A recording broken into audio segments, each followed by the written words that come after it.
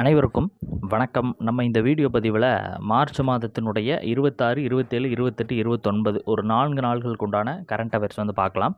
ஓகேங்களா. இன்னும் ஓரிரு தினங்களில் மார்ச் மாதம் என்பது நம்மளுக்கு என்னது முடிவடைந்துடும். ஓகேங்களா. ஸோ அந்த கரண்ட் அஃபேர்ஸினுடைய ஃப்ரீ பிடிஎஃப் நம்ம டெலகிராம் சேனலில் போஸ்ட் பண்ணிடுவோம். ஸோ ஃப்ரீயாக நீங்கள் டவுன்லோட் செய்து கொள்ளலாம். ஓகேங்களா. சரி, ஃபஸ்ட் கொஸ்டின் பார்க்கலாம். இந்தியாவினுடைய முதல் ஜவுளி இயந்திர பூங்கா எங்கு அமைக்கப்பட இருக்கிறது? ஓகேங்களா. இந்தியாவினுடைய முதல் ஜவுளி இயந்திர பூங்கா என்பது எங்கு அமைக்கப்பட உள்ளது? உத்தரப்பிரதேசம். ஓகேங்களா. எங்கே அப்படின்னா உத்தரப்பிரதேசம். நம்ம இந்த கண்டென்ட்டை மட்டும் நீங்கள் பார்க்காதீங்க, எக்ஸ்ட்ரா நிறையா பாயிண்ட்ஸ் வந்து நான் சொல்லுவேன்.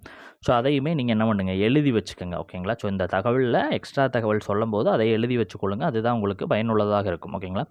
ஸோ உத்தரப்பிரதேசத்தில் கான்பூர், ஓகேங்களா, கான்பூரில் சப்பர்கட்டா அப்படின்ற ஒரு கிராமத்தில் இந்தியாவிலேயே முதல் முறையாக ஒரு ஜவுளி இயந்திர பூங்கா என்பது அமைக்கப்பட இருக்கிறது. ஓகேங்களா.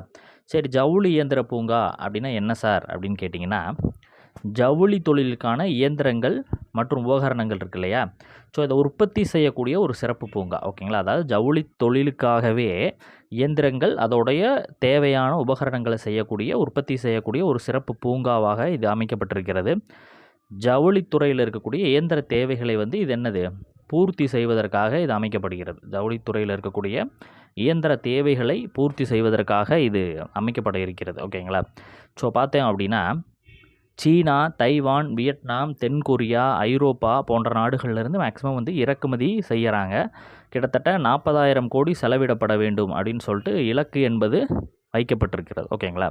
அதே மாதிரி 2030க்குள்ளே, எப்போ 2030க்குள்ளே இந்திய ஜவுளி சந்தையில் வரக்கூடிய வருமானம் என்பது $350 பில்லியன் உயர வாய்ப்பு இருக்கிறது என்று சொல்லப்படுகிறது. ஓகேங்களா. 2030க்குள்ளே $350 பில்லியன் எதில் ஜவுளி சந்தையில் மட்டுமே, ஓகேங்களா, வரும் என்று சொல்லப்படுகிறது. சுமார் 4 லட்சம் கோடி மதிப்புள்ள இயந்திரங்கள் என்பது இதற்காக தேவைப்படும். ஸோ இறக்குமதியும் செய்யப்பட இருக்கிறது அப்படின்னு சொல்லிட்டு நம்மளுக்கு தெரிஞ்சுக்கணும். ஓகேங்களா. ஸோ இப்போ தற்போது இந்த இயந்திர பூங்காவினுடைய அளவு என்ன அப்படின்றத தெரிஞ்சு வச்சுங்க. 875 ஏக்கர். எவ்வளோ அப்படின்னா 875 ஏக்கரில் 35 வெளிநாட்டு உற்பத்தி நிறுவனங்களுடன் அமைகிறது. ஓகேங்களா. ஸோ 875 ஏக்கரில் 35 வெளிநாட்டு உற்பத்தி நிறுவனங்களுடன் இது வந்து என்ன அப்படின்னா அமைகிறது அப்படின்னு சொல்லிட்டு நம்ம தெரிஞ்சுக்கிறோம். ஓகேங்களா. சரி, ஓகே. இரண்டாவது, உலக காசநோய் தினம் என்பது எந்த நாளில் அனுசரிக்கப்படுகிறது? உலக காசநோய் தினம் என்பது எந்த நாளில் அனுசரிக்கப்படுகிறது? இந்த காசநோய் தினம் என்பது, உலக காசநோய் தினம் என்பது எந்த நாளில் அனுசரிக்கப்படுகிறது? மார்ச் 24. ஓகேங்களா. ஸோ மார்ச் 24ஆம் தேதி தான். ஓகேங்களா. ஸோ அந்த தினம் பிரத்யேகமாக பார்த்தோம் அப்படின்னா காசநோய் பற்றிய விழிப்புணர்வை ஏற்படுத்தணும். காசநோய் வந்து ஒரு பரவக்கூடிய நோயாக இருக்கும் அப்படின்னு சொல்லிட்டு நம்ம தெரிஞ்சுக்கணும். ஓகேங்களா. பரவக்கூடிய நோயாக இருக்கும். ஸோ இதை வந்து காசநோய் பற்றிய விழிப்புணர்வை ஏற்படுத்துவதற்காக இந்த தினம் கொண்டாடப்படுகிறது. ஓகேங்களா. ஸோ இப்போ நம்ம இங்கே பார்க்குறது வந்து அது குறித்த ஒரு தகவல் வந்து கிடையாது. காசநோய் இல்லா தமிழகம் அப்படின்ற ஒரு திட்டம். ஓகேங்களா. காசநோய் இல்லா தமிழகம் திட்டம் அப்படின்றது நம்ம தமிழக அரசினால் வந்து தொடங்கப்பட இருக்கிறது. ஓகேங்களா. ஸோ இது குறித்த ஒரு திட்டம் அப்படின்னு பார்த்தீங்கன்னா, பொதுமக்களினுடைய வீடுகளுக்கே சென்று இந்த காசநோய் இருக்குதா இல்லையா அப்படின்றது குறித்த பரிசோதனை செய்யப்பட இருக்கிறது. ஓகேங்களா. ஸோ பொதுமக்களினுடைய வீடுகளுக்கே சென்று இந்த பரிசோதனை என்பது செய்யப்பட இருக்கிறது. இது எதற்காக அப்படின்னா 2025க்குள்ளே நம்ம காசநோய் இல்லாமல் தமிழகத்தை உருவாக்கணும் அப்படின்ற ஒரு இலக்கு என்பது வைக்கப்பட்டிருக்கிறது அப்படின்றது நம்மளுக்கு தெரியும். ஓகேங்களா. 77.85 லட்சம் பேருக்கு செக் பண்ணியிருக்கிறாங்க. அதில் 21,788 புதிய நோயாளிகள் வந்து கண்டுபிடிக்கப்பட்டிருக்கிறது. 77.85 லட்சம் பேருக்கு செக் பண்ணி 21,788 புதிய நோயாளிகள் என்பது கண்டுபிடிக்கப்பட்டிருக்கிறது. அதிக மருத்துவ பரிசோதனைகள் மேற்கொண்டதற்காக தேசிய விருதும் வந்து இதற்காக வழங்கப்பட்டிருக்கிறது. ஓகேங்களா. ஸோ 23 மாவட்டங்களில் கிட்டத்தட்ட 10.65 கோடி மதிப்பீட்டில் டிஜிட்டல் எக்ஸ்ரே பொருத்திய 23 நடமாடும் வாகனங்கள் இதற்காக உருவாக்கப்பட்டிருக்கிறது. ஓகேங்களா. 23 மாவட்டங்களில் 10.65 கோடி செலவில் டிஜிட்டல் எக்ஸ்ரே பொருத்திய 23 நடமாடும் வாகனங்கள் என்பது உருவாக்கப்பட்டிருக்கிறது. அதில் முதல் கட்டமாக ஒரு 14 வாகனங்கள் என்பது வழங்கப்பட்டிருக்கிறது. ஓகேங்களா. ஸோ இந்தியாவில் எடுத்தோம் அப்படின்னா, ஒரு கணக்கெடுப்பு எடுத்தோம் அப்படின்னா இந்தியாவில் 1,00,000 பேர் இருக்கிறாங்க அப்படின்னா 179 பேர்த்திற்கு காசநோய் அப்படின்றது இருக்குது. ஓகேங்களா, இந்தியாவில் ஒரு 1,00,000 பேருக்கு 179 பேருக்கு காசநோய் என்பது இருக்கிறது. இதில் பரிதாபமான நிலை என்னென்னா, தமிழ்நாட்டில் அதில் 125 பேர்த்துக்கு இருக்குதுன்னு சொல்கிறாங்க. ஓகேங்களா, தமிழ்நாட்டில் 125 பேர்த்துக்கு இருக்குதுன்னு சொல்கிறாங்க. ஸோ ஊட்டச்சத்தை மேம்படுத்த மாதத்திற்கு ஒரு 1000 ரூபாய் என்பதும் தமிழ்நாடு சார்பில் வழங்கப்பட்டு வருகிறது. ஓகேங்களா, சரி, ஓகே. காசநோய் இல்லா தமிழகம் திட்டம் எங்கு தொடங்கப்பட்டது அப்படின்னா தமிழ்நாடு தான். எதற்காக அப்படின்னு கேட்டாங்கன்னா, பொதுமக்களின் வீடுகளுக்கே சென்று பரிசோதனை செய்யப்படுவதற்காக தொடங்கப்பட்டு இருக்கிறது. 3வது கொஸ்டின், 2025ஆம் ஆண்டிற்கான ஹோல்பெர்க் பரிசு பெற்றவர் யார்? 2025ஆம் ஆண்டிற்கான ஹோல்பெர்க் என்ற பரிசு பெற்றவர் யார் அப்படின்னா இந்த காயத்ரி சக்கரவர்த்தி சிபிவாக் அப்படின்றவர். ஓகேங்களா, எதற்காக இந்த விருது வழங்கப்படுவது அப்படின்னு பார்த்தீங்கன்னா, மனிதநேயம் மற்றும் சமூக அறிவியலில் சிறந்த பங்களிப்பிற்காக வழங்கப்படக்கூடிய ஒரு விருது தான் இந்த ஹோல்பெர்க் அப்படின்ற விருது. ஓகேங்களா, ஸோ மனிதநேயம் மற்றும் சமூக அறிவியலில் சிறந்த பங்களிப்பு செய்வர்களை தேர்ந்தெடுத்து இந்த ஹோல்பெர்க் அப்படின்ற விருது வழங்கப்பட்டிருக்கிறது. ஓகேங்களா, ஸோ இது நார்வே நாடாளுமன்றத்தால் வழங்கப்படுகிறது. 2003 முதல் இது வழங்கப்பட்டு வருகிறது இந்த விருது என்பது. ஓகேங்களா, ஸோ இவர் பார்த்தீங்க அப்படின்னா கொலம்பியாவை சார்ந்த ஒரு பல்கலை பேராசிரியராக இருக்கிறார். இது குறிப்பாக நம்ம ஏன் தெரிஞ்சுக்கணும் அப்படின்னா, ஒரு இந்திய வம்சாவளியை சார்ந்தவராக இருக்கிறார். இதனுடைய பரிசுத்தொகை எவ்வளோ அப்படின்னா எழுதி வச்சுங்க, 4.6 கோடி ரூபாய். இதனுடைய பரிசுத்தொகை 4.6 கோடி ரூபாய் பரிசுத்தொகையாக இருக்கிறது. இவர் 2013 பத்மபூஷன் விருது என்பது வாங்கியிருக்கிறார். 2013 பத்மபூஷன் விருது அப்படின்னு வாங்கியிருக்கிறாரு. இலக்கிய விமர்சனம், தத்துவம், பெண்ணியம், மறுகட்டமைப்பு போன்ற விஷயங்களை அவர் ஆராய்ச்சி செஞ்சுருக்கிறார். ஓகேங்களா, இந்திய இலக்கிய விமர்சனம், தத்துவம், பெண்ணியம், மறுகட்டமைப்பு போன்ற விஷயங்களை அவர் என்ன பண்ணியிருக்கிறாரு? ஆராய்ச்சிகளை செஞ்சுருக்கிறார். ஓகேங்களா, ஆராய்ச்சிகளை செஞ்சுருக்கிறாரு. ஸோ அதனால் இவருக்கு இந்த விருது என்பது தற்பொழுது வழங்கப்பட்டு இருக்கிறது. ஓகேங்களா, ஓகே. 4வது கொஸ்டின், 2025ஆம் ஆண்டிற்கான ஸ்டாக்ஹோம் நீர் பரிசு. ஓகேங்களா, என்ன பரிசு?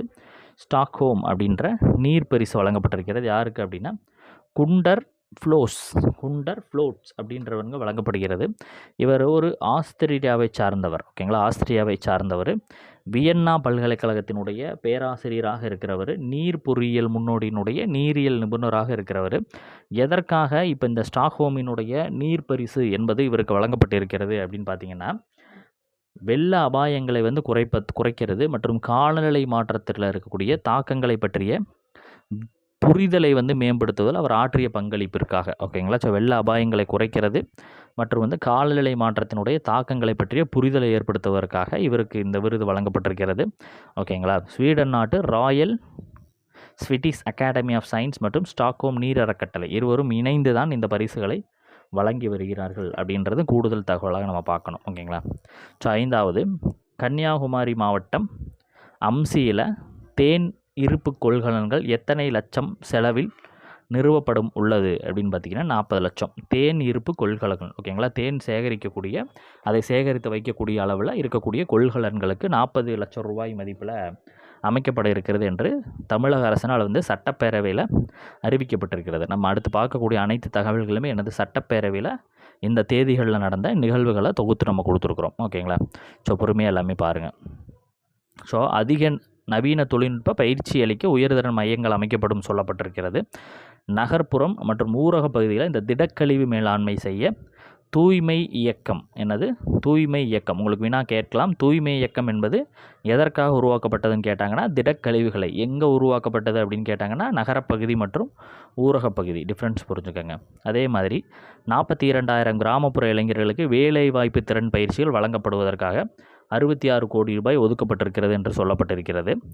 சர்வதேச விளையாட்டுப் போட்டிகள் தமிழகத்தில் நடத்தப்படும் என்று சொல்லப்படுகிறது. ஜூனியர் ஆடவர் ஹாக்கி உலகக்கோப்பை, ஸ்குவாஷ் உலகக்கோப்பை, உலக இணையவழி விளையாட்டு சாம்பியன், அலைச்சறுக்கு போட்டி, ஆசிய இளையோர் படகோட்டுதல் போட்டி எல்லாமே நடத்தப்படும் என்று சொல்லப்பட்டிருக்கிறது. மாநில தேசிய அளவிலான விளையாட்டுப் போட்டிகள் பங்கேற்கும் வீரர்களுக்கு காப்பீட்டு திட்டம் என்பது செயல்படுத்தப்படும். மாநில அளவிலையும் தேசிய அளவிலையும் பங்கு பெறக்கூடிய விளையாட்டு வீரர்களுக்கு இந்த காப்பீட்டு திட்டம் அப்படின்றது அறிமுகப்படுத்தப்படும் சொல்லப்பட்டிருக்கிறது. இளம் இயற்கை காவலர்கள் சான்றிதழ்கள் வழங்கப்பட போகிறாங்க 20,000 மாணவர்களுக்கு. குள்ளநெறி பாதுகாப்பு திட்டம் செயல்படுத்தப்படும் அப்படின்னு சொல்லியிருக்கிறாங்க. 6 வன உயிரிய புத்தாக்க வளர் மையங்கள் அமைக்கப்படும் என்று சொல்லப்பட்டிருக்கிறாங்க.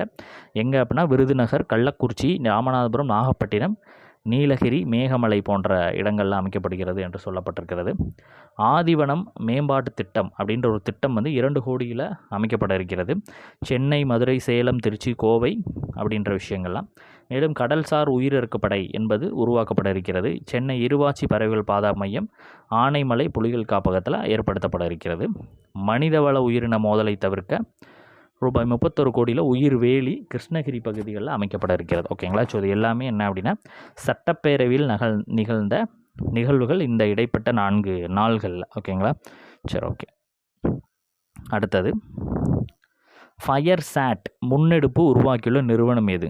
ஃபயர் சாட் அப்படின்ற முன்னெடுப்பு உருவாக்கியுள்ள நிறுவனம் எது அப்படின்னு பார்த்தீங்கன்னா கூகுள் நிறுவனம். எந்த நிறுவனம் அப்படின்னா கூகுள் நிறுவனம். ஓகேங்களா.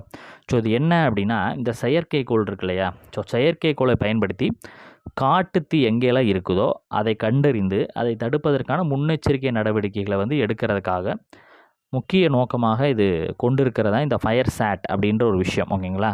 ஸோ இதை வந்துட்டு தற்பொழுது கூகுள் அப்படின்றது வந்து அறிமுகப்படுத்தியிருக்கிறது. ஓகேங்களா. டிரான்ஸ்போர்ட்டர் 13 ராக்கெட்டு 50க்கும் மேற்பட்ட செயற்கைக்கோள்கள் வந்து இதற்காக வந்து என்ன அப்படின்னா கூகுள் வந்து அனுப்பியிருக்கிறாங்க. ஓகேங்களா. வெற்றிகரமாக இது நிலைநிறுத்தப்பட்டிருக்கிறது. 13 ராக்கெட் அப்படின்ற ஒரு விஷயத்தில் 50க்கும் மேற்பட்ட செயற்கைக்கோள்கள் அனுப்பப்பட்டிருக்கிறது. வெற்றிகரமாக நிலைநிறுத்தப்பட்டிருக்கிறது. இந்த ஃபயர் சாட் அப்படின்றது எதற்காக அப்படின்னா முக்கியமாக இந்த காட்டுத்தீயை வந்து அணைப்பதற்கான சில விஷயங்கள் தான். ஓகேங்களா. ஓகே. அடுத்தது பேரண்டத்தின் தோற்றுருவிலை ஆய்வதற்காகவும் பால்வெளி அண்டத்தின் புலப்படாத நீர்ஈர்ப்பு பகுதிகளை தேடுவதற்காகவும் ஏவப்பட்டுள்ள விண்வெளி தொலைநோக்கி எது? ஓகேங்களா. பேரண்டத்தின் தோற்று விலை ஆய்வதற்காகவும் பால்வெளி அண்டத்தை புலப்படாத நீர்ஈர்ப்பு பகுதிகளை தேடுவதற்காகவும் ஏவப்பட்டதுன்னா ஸ்பியர் எக்ஸ் அப்படின்றது. ஓகேங்களா. ஸ்பியர் எக்ஸ் அப்படின்றது. ஓகேங்களா. ஸோ இந்த இது பார்த்திங்க அப்படின்னா நாசாவால் வந்து உருவாக்கப்பட்டது அப்படின்றத தெரிஞ்சுக்கோங்க. பிரபஞ்சத்தினுடைய தோற்றமாக இருக்கட்டும், அண்டத்தினுடைய இதாக இருக்கட்டும், விண்மீல் திரள்களினுடைய உருவாக்கமாக இருக்கட்டும், பால் வீதியில் இருக்கக்கூடிய நீர் பற்றிய ஆய்வுகள், பிற கரிம பொருள்களின் மூலக்கூறுகளின் போன்ற விநியோகம் போன்றவற்றை போன்ற இதெல்லாம் கண்டறிப்பதற்காக இது வடிவமைக்கப்பட்டிருக்கிறது. ஓகேங்களா. இது 2 ஆண்டுகளில் பார்த்தீங்க அப்படின்னா முழு வானத்தையும் 2 ஆண்டுகளில் முழு வானத்தையும் வந்து 4 முறை சுற்றி வரும்னு சொல்கிறாங்க. 2 ஆண்டுகளில் முழு வானத்தையுமே வந்து எத்தனை முறை சுற்றி வரும்னு சொல்கிறாங்க? 4 முறை. பிரபஞ்சம் எவ்வாறு விரிவடைந்துச்சு அப்படின்றத தெரிஞ்சுக்கொள்ள இந்த ஸ்பியர் எக்ஸ் அப்படின்றது உதவும் அப்படின்னு சொல்லிட்டு சொல்கிறாங்க. ஓகேங்களா. ஸோ ஸ்பியர் எக்ஸ் அப்படின்ற இதனுடைய விஷயம் வந்து நம்ம பார்த்துட்டோம். ஓகேங்களா.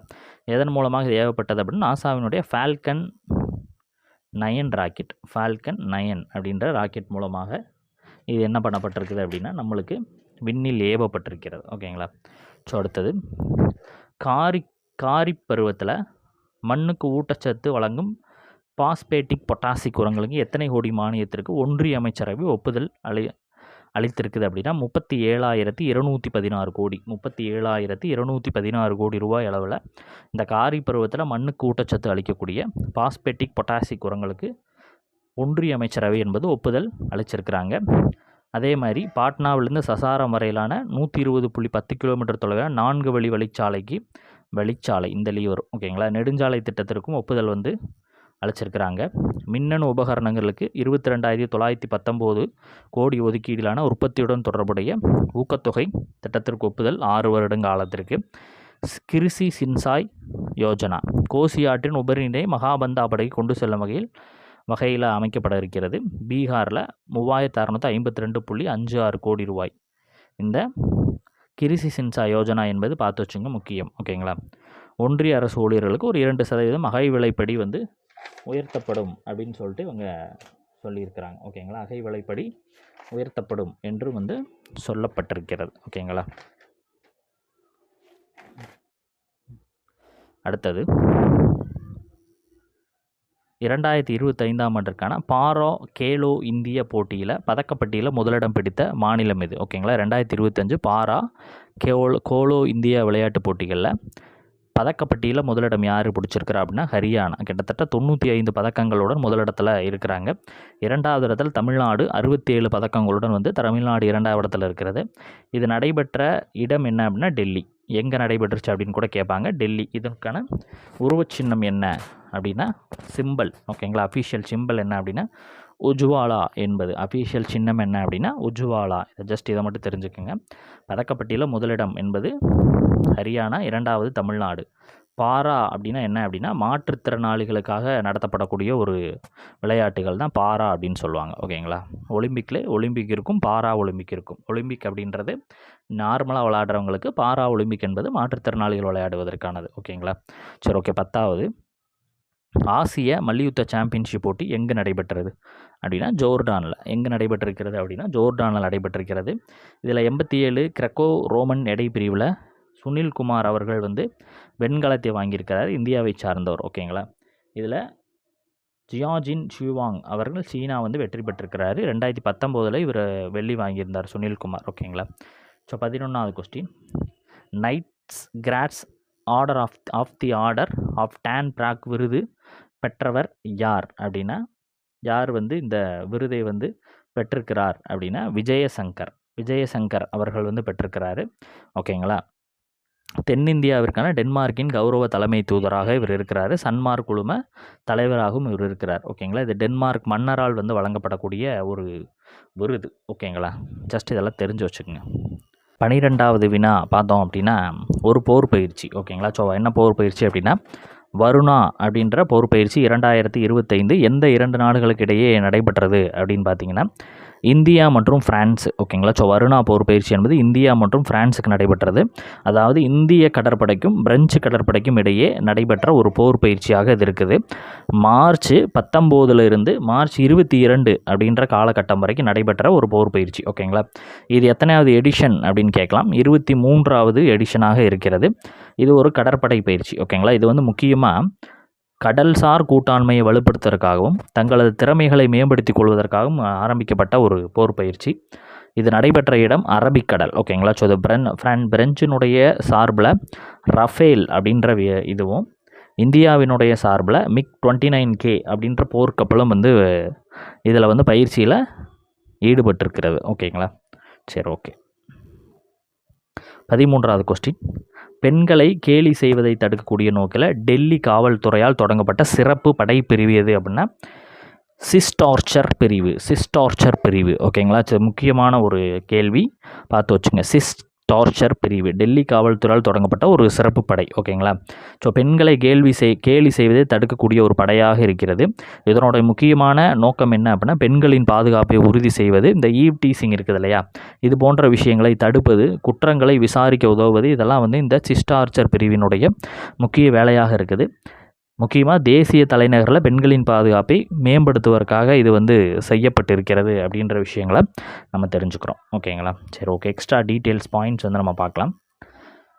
தமிழ் இந்தோ ஐரோப்பிய மொழிகளின் வேர்ச்சொல் ஒப்பிட்டு அகராதி நூல்கள் வெளியிடப்பட்டிருக்கிறது.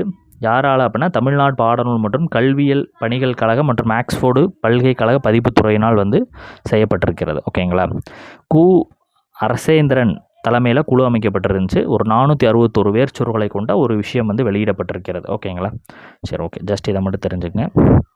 நாடாளுமன்ற நிகழ்வுகள், கூட்டுறவு அமைப்புகளுக்கு தகுதியான மனித வளத்தை உருவாக்க குஜராத்தினுடைய ஆனந்தில் திரிபுவன் சக்ராரி பல்கலைக்கழகம் அமைக்கக்கூடிய மசோதா என்பது மக்களவையில் நிறைவேற்றப்பட்டிருக்கிறது. ஓகேங்களா? கூட்டுறவு அமைப்புகளுக்கு. ஓகேங்களா? ஸோ 2024 வங்கி சட்ட திருத்த மசோதா நாடாளுமன்றத்தில் நிறைவேற்றப்பட்டிருக்கிறது. முக்கியம், நாமினியாக இதில் 4 பேர் வரை நியமிக்கலாம் அப்படின்னு சொல்கிறாங்க. இப்போ நம்ம ஒரு வங்கி கணக்கு வச்சுருந்தோம் அப்படின்னா ஒருவர் அல்லது இருவர் தான் இப்போதைக்கு நாமினியாக நியமிக்கப்பட முடியுமா இருந்துச்சு. இப்போ 4 பேர் வரையும் நியமிச்சுக்கலாம்னு சொல்லியிருக்கிறாங்க. ஸோ இது குறித்தெல்லாம் பார்த்துக்கலாம். ஓகேங்களா? ஸோ வங்கியின் மூலதன பங்கில் அதன் இயக்குநர்கள் வைத்திருக்க அனுமதிக்கப்படும் பங்கு தொகையில் வரம்பு 5 லட்சத்திலிருந்து 2 கோடியாக உயர்த்தப்பட்டிருக்கிறது. ஓகேங்களா? கூட்டுறவு வங்கியில் இயக்குநர்களின் பதவிக்காலம் 8 ஆண்டுகளிலிருந்து 10 ஆண்டுகளாக உயர்வு. அடுத்தது, ஒன்றிய அரசினுடைய வகுப்பு சட்ட திருத்த மசோதாவை முழுமையாக திரும்ப பெற வேண்டி தமிழ்நாடு சட்டப்பேரவையில் தீர்மானம் முதலமைச்சர் ஸ்டாலினால் செய்யப்பட்டிருக்கிறது. இந்த வகுப்பு சட்ட திருத்த மசோதா குறித்து நம்ம தனியாக சில விஷயம் பார்க்கலாம், அதிகமாக டீட்டெயில்டாக பார்க்கணும். ஓகேங்களா? ஓகே. புரிந்துணர்வு ஒப்பந்தம் யாருக்கு இடைப்பட்டலை அப்படின்னா கோவை, நீலகிரி, ஈரோடு, நெல்லை இதில் 2321 மெகாவாட் திறனான 47 நீர்மின் நிலையங்கள் மற்றும் அமைக்கப்பட இருக்கிறது. இதுக்கு உலக வங்கி மற்றும் தமிழ்நாடு மின்சார வாரியத்திற்கு இடையே புரிந்துணர்வு ஒப்பந்தம் என்பது போடப்பட்டிருக்கிறது. 177 கோடி செலவில் 3 அணைகள். ஓகேங்களா? புரிந்துணர்வு ஒப்பந்தம். இது வந்து யாருக்கு அப்படின்னா பாதுகாப்பு அமைச்சத்துக்கும் பாரத் போர்ஜ் டாடா அட்வான்ஸ் சிஸ்டம்ஸுக்கும். ஓகேங்களா. எதற்காக அப்படின்னா 6600 கோடியில் பீரங்கிகள் இராணுவ வாகனங்கள் வாங்க ஒப்பந்தம் அளிக்கப்பட்டிருக்கிறது. எளிதில் வேறு இடங்களுக்கு எடுத்துச் செல்லக்கூடிய வகையில் தொலைதூர இலக்குகளை இதன் மூலமாக தாக்க முடியும். புதிய தொழிற்பேட்டைகள் திறக்கப்பட்டிருக்கிறது. கொலுசு உற்பத்தி வளாகம் திறப்பு அரியக்கவுண்டன்பட்டி சேலத்தில் இருக்குது. 25.34 கோடி செலவில். மேலும் வந்து ஒரு 5 புதிய தொழிற்பேட்டைகள் உருவாக்கப்பட இருக்கிறது. வண்டலாம்பாளையம், திருவாரூர், காடாம்புலியூர், கடலூர், லிங்கம்பட்டி, தூத்துக்குடி, உமையாள்புரம், சேலம், வையாவூர், காஞ்சிபுரம் போன்ற இடங்களில். அடுத்தது குடியேற்றம் வெளிநாட்டவர் மசோதா மக்களவையில் நிறைவேற்றப்பட்டிருக்கிறது. இந்தியாவில் தங்குவது, சுற்றுலா செல்வது, சொந்த நாட்டுக்கு திரும்புவது, குடியேற்றத்திற்கு அமைப்பு மாநில அரசுகள் மற்றும் யூனியன் பிரதேசங்கள் முறைப்படுத்தப்படுகிறது. இது ஒரு விஷயமாக கொண்டு வரப்பட்டிருக்கிறது.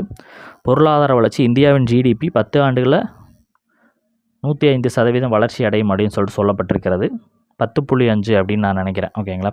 சரி, ஓகே. சர்வதேச நாணய நிதியம் வந்து தகவல் வந்து கொடுக்கப்பட்டிருக்கிறது. 2015 $2.1 ட்ரில்லியன் இருந்தது. 25 $4.13 ட்ரில்லியன் இருக்கிறதாக சொல்லப்பட்டிருக்கிறது. ஓகேங்களா. ஓகே. மேற்கு வங்கம் தவிர அனைத்து மாநிலங்கள் மற்றும் யூனியன் பிரதேசம் ஆயுஷ்மான் பாரத் திட்டத்தில் தற்பொழுது இணைந்திருக்கிறதாக ஜேபி நட்டா அவர்களால் தெரிவிக்கப்பட்டிருக்கிறது. ஆயுஷ்மான் பாரத் அப்படின்னா ஆண்டிற்கு 5 லட்சம் ரூபாய் வரையும் காப்பீடு பெறக்கூடிய ஒரு திட்டம் தான் குடும்பங்களுக்கு. ஓகேங்களா. நீதிபதி யஷ்வந்த் வர்மா அப்படின்றவர் இடமாற்றம் செய்யப்பட்டிருக்கிறார். டெல்லி உயர்நீதிமன்றத்திலிருந்து அலகாபாத் பணியிட மாற்றம். ஓகேங்களா. அரசமைப்பு சட்டப்பிரிவு 222 உட்பிரிவு வழங்கியுள்ள அதிகாரத்தை பயன்படுத்தி குடியரசுத் தலைவர் உத்தரவு. ஜூனியர் ஆடவர் 14வது உலகக்கோப்பை ஹாக்கி போட்டி சென்னையில் நடைபெற்றிருக்கிறது. நவம்பர் 28 டு டிசம்பர் 10 24 அணிகள் வந்து சென்னை, மதுரை உட்பட இந்த போட்டியில் பங்கேற்க இருக்கிறது.